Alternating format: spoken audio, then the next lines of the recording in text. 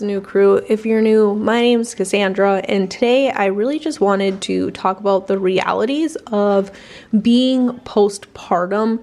At the filming of this is kind of like my first week postpartum with baby number 5, and I feel like I've learned a lot of things along the way that make postpartum easier, and I just kind of want to talk about that today, just the realities of it and where our bodies are at, where we're at physically and mentally, just tips to help you get through it, especially if it's a newer process, or even if you're like me, it's your 5th baby. You learn new things all of the time, and the biggest thing I've learned is to take help where the help is needed. So I am kind of like cleaning out my fridge and prepping dinner as the baby's napping, even if it's 1 o'clock in the afternoon. If I can get things chopped and peeled and prepped and kind of in pots and pans and either store them in the fridge until dinner time or leave them out on the stove if it's something easy like that, and just kind of let it be. Prepping things while baby's napping is always easier than waiting until it's a conventional dinner time, which is also usually conventional witching hour for most of my babies.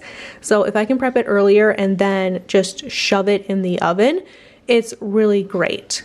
Also, taking time to put away things from the hospital, it helps so much too when you just know things are going to take a little bit longer. Things are going to go slower, and just embracing that reality of this season of life. That is the biggest thing, I think, is just accepting what is and knowing that you're not going to be moving as fast.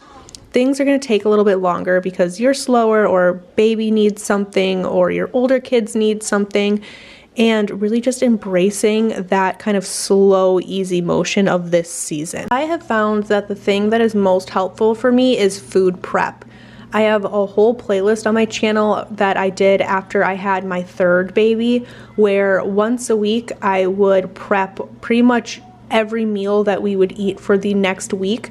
This is when my husband was in the trenches of his apprenticeship, and he was clocking like over 100 hours a week. When it comes to prepping food, that is probably my biggest and most essential thing for me personally, is cutting things up like this watermelon, or prepping things, like I said, when baby's napping, even if it's early, relying on my crock pot for things like roasts or hams, or even just cooking down my ground beef or cooking my chicken, using my Instant Pot a lot more.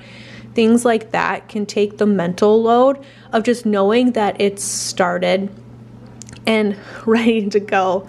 Another thing we love to do is prep really big, kind of fun desserts. They can make things just feel a little bit better knowing that you have a sweet treat in the fridge waiting for you when you get a moment to just kind of sit for a second. Of course, things on the homestead kind of never slow down, so we've taken the last couple of weeks to really hone in our older kids on how to feed and water everybody. We've always casually done this, but this is the first time we're really making this kind of their set assigned thing in the morning. They get up, they go out and take care of all of the ducks and all of the chickens, and they are loving it. It's not even really like a chore for them, honestly. They love letting them out and watching the ducks just run everywhere. Another thing we did to prepare for postpartum was prep a handful of freezer meals. Being able to pull these out have been so nice in the first week or so of my postpartum life, just being able to thaw them out, and either myself or my husband can throw them in a casserole dish or whatever and have them get going. Of course, like I said, here on the homestead, things never really slow down, and I was feeling really great. Postpartum, I had a very good labor, so I felt really good and was excited to get a little bit of serotonin, get out into some fresh air early in the morning. And me and the older girls went out and we planted some more squash and some mostly summer squashes, zucchinis and things. Of course, baby is joining us now, and we are working on getting everything watered.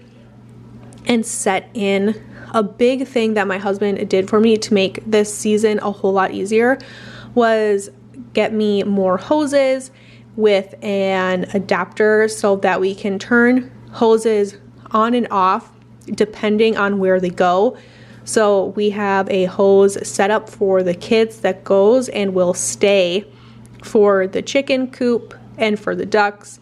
Another one that is designated out for the orchard and for the garden, and another one that goes across the other side of the yard to the raised beds.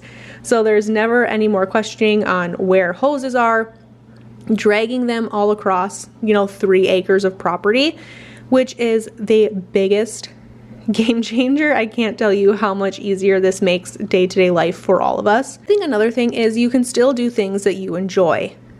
You can see me here, like I got out in the orchard, I got my hands in the dirt, I planted. I still get to spend that time with my kids in the garden, which I really like. I still get to spend time in the kitchen making things for my family and providing in a way that brings me a lot of happiness. So I think these are just things to remember as you're entering into that postpartum stage of life and really realizing that it is such a short span of time, and then that baby is crawling around and running around all over just like the big kids are. I hope wherever you guys are, you're having a fantastic day, and I will see you guys in another video. Bye.